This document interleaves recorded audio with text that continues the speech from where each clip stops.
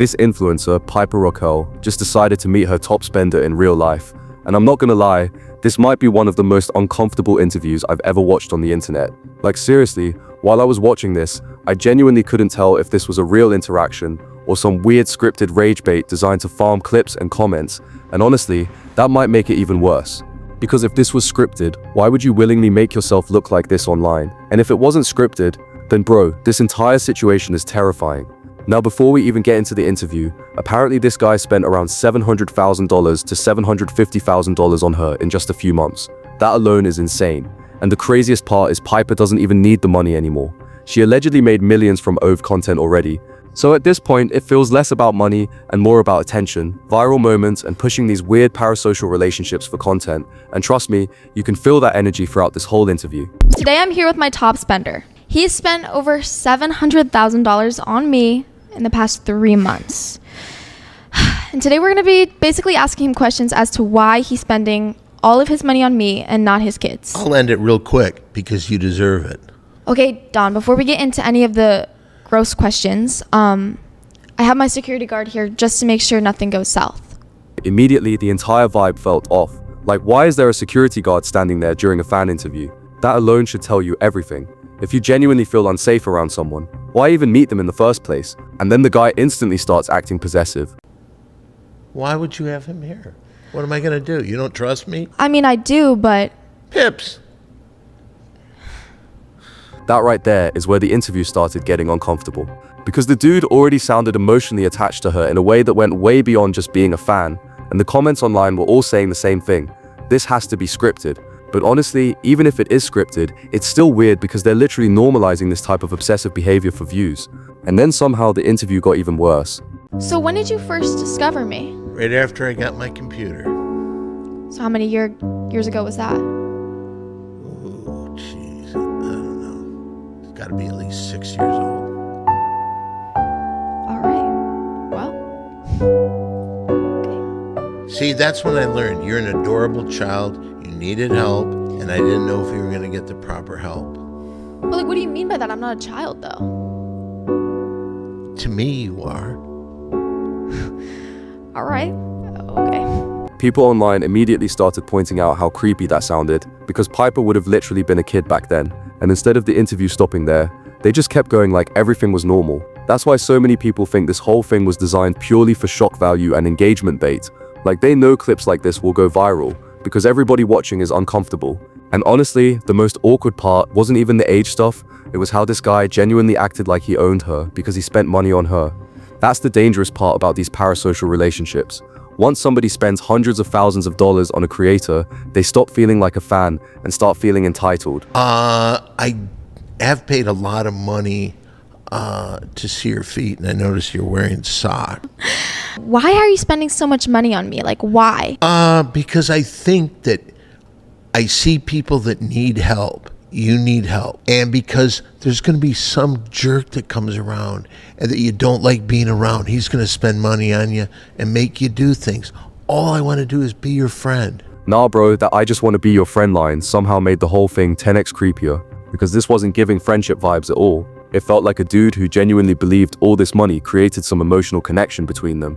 And Piper kind of played into it the entire interview too. There's this one moment where he starts talking about her feet again, which apparently is a recurring thing, and the entire room gets awkward instantly.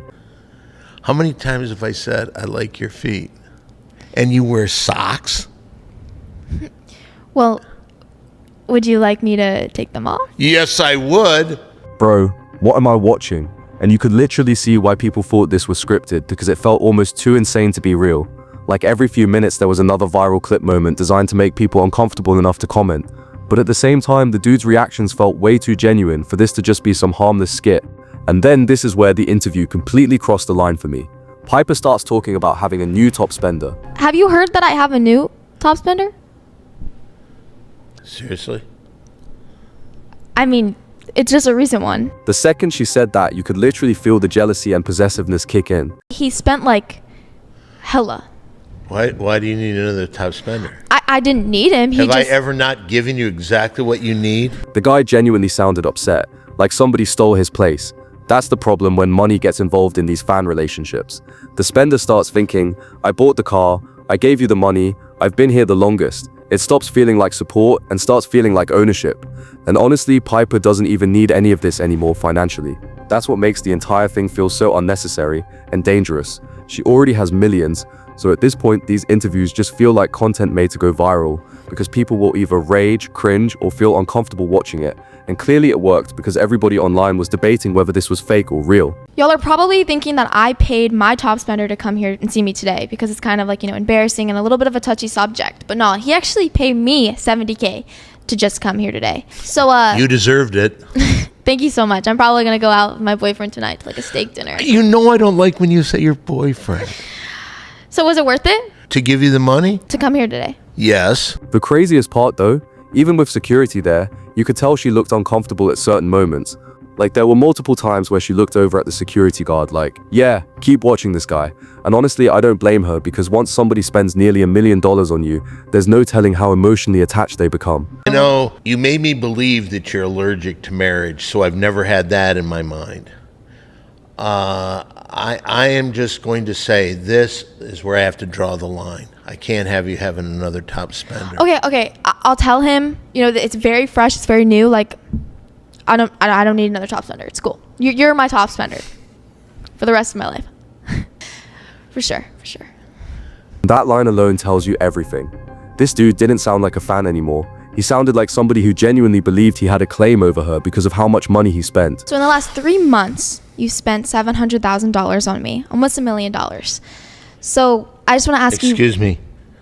Close to 750,000. Oh yeah, I'm forgetting about the car that you bought me. Yes. How's that running? It's okay. I'm thinking about starting to do videos where I like jump on like the glass. Like, have you ever seen those Oh, that'd be videos? a great idea. You think so? Would you I buy think me a so. new windshield? You did it without shoes, yes. Okay, perfect. I got you. And that's exactly why meeting your biggest fan in situations like this is a terrible idea, especially when the relationship is built entirely on money, attention, and obsession.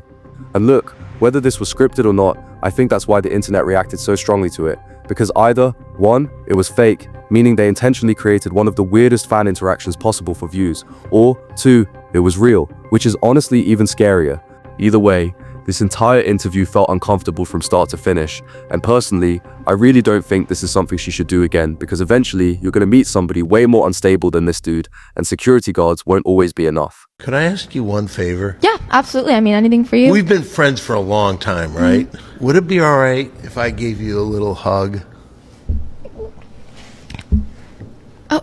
I mean, sure. As long as we could, like, maybe go to the Louis Vuitton store after. I need a new purse. Seriously? Yeah. Just needed a new purse last month. I know, but, like, my purse from last month is getting a little, I've been going to the beach. All right, All we right. can do it. Okay. Can you stop looking? I'm not doing anything.